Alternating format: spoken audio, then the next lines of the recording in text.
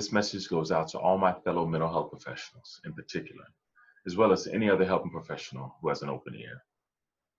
There's so much that can be said about all the aspects of the racial tensions and social injustices going on in our country that I can't attempt to address them all in just a few minutes of your time. However, I did want to provide a word of encouragement, hoping that it might add to your efforts to use your role as a helping professional to contribute to positive change in our communities and society as a whole. As an African American male, I wrestle continually with how my ethnicity will not only influence my interactions that I have with others, but also on my ability to keep myself and my family safe. That being said, as a marriage and family therapist, I, like many of you, have made a commitment to do whatever we can to help individuals, couples, and families wrestle with various life difficulties like these in a healthy manner. As social injustices become more and more public, although not any more frequent than they previously were, although often unpublicized, who better to help those in our communities wrestle with these difficult experiences and resulting emotions, to heal the traumatic wounds as a result, and identify ways to express those feelings with recommendations for change than helping professionals like us. As such, in support of your efforts to determine what you will do next, as well as on behalf of all the clients who you will have the opportunity to serve in the near and distant future, I want to offer a few non-exhaustive considerations to assist in those efforts. First, I challenge you to intentionally see. It can be tempting to watch videos and listen to news reports and simply be glad that it's not you, and that the traumatic experiences are directly impacting others and not you and your loved ones.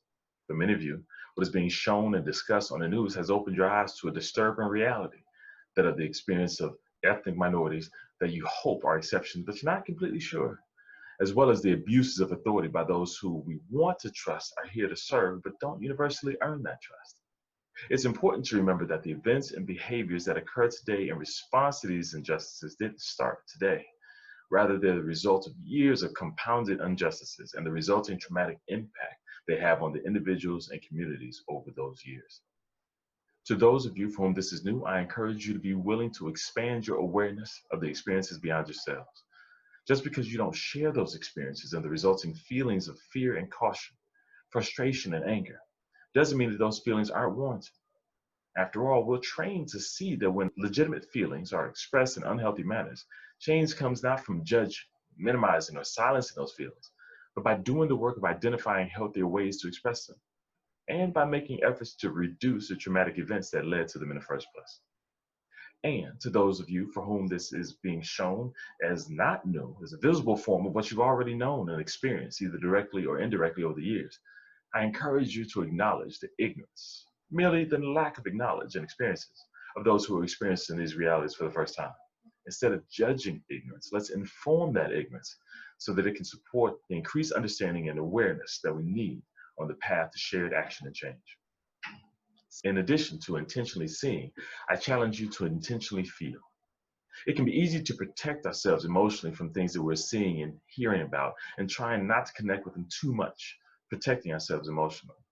However, as helping professionals seeking to help others wrestle healthily with these experiences, I encourage you to be willing to feel disturbed by the experiences of those that are different from you.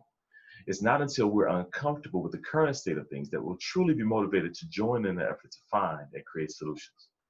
It's also important that we be willing to validate and feel the significance of the hurt and anger and frustration of others before rushing too soon to pathologizing behaviors, lecturing on promoting patience without action, forgiveness without accountability, and trusting a system that has been shown to be biased against them. Instead, remember that we are all more open to healing alternative feelings and responses when time has been taken to truly understand those feelings and responses that are seeking to be modified. Third, in addition to intentionally seeing and intentionally feeling, I challenge you to intentionally act. You don't have to have all society's solutions to play a part in society's improvement. There are no quick fixes for changes and challenges like these. However, in your role as a helping professional, you have the opportunity, big and small, to make a difference. Whatever you choose to do, instead of hoping and waiting for change to come, intentionally act.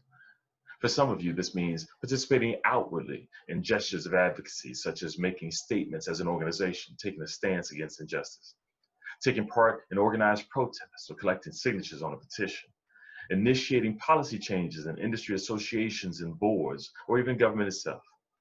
Using the privilege of having a voice that is more likely to be heard helps to express the feelings and frustrations of those whose voice is less likely to be heard. For many others of you who don't feel so outwardly inclined, there are more ways just outwardly to have a significant impact. In a field that supports confidential one-on-one client support, you can even advocate for the experiences of others by merely creating a safe space for the wrestling with the difficult experiences and processing those feelings without the threat of judgment on social media, in the places of work, in their family relationships, and explore healthy next steps and what they could be. You never know. Your willingness to not only encourage discussion of difficult experiences may plant seeds of reconciliation and healing rather than deteriorated relationships and livelihood based on hate. It may help clients who are parents facilitate healthier cultural conversations at the dinner table. It may help clients who are teachers cultivate healthier awareness, cultural awareness for their students. It may help clients who are politicians be more aware of the experiences and needs of all of their constituents, not just some. And it may help clients who are law enforcement officers acknowledge and reduce the fears and cultural biases that unhealthily contribute to those actions and potentially save lives, all without leaving your office.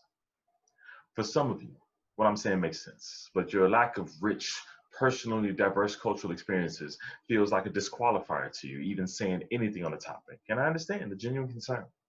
For assuming you completely understand the experiences that you need to experience to fully understand may seem more offensive than validating.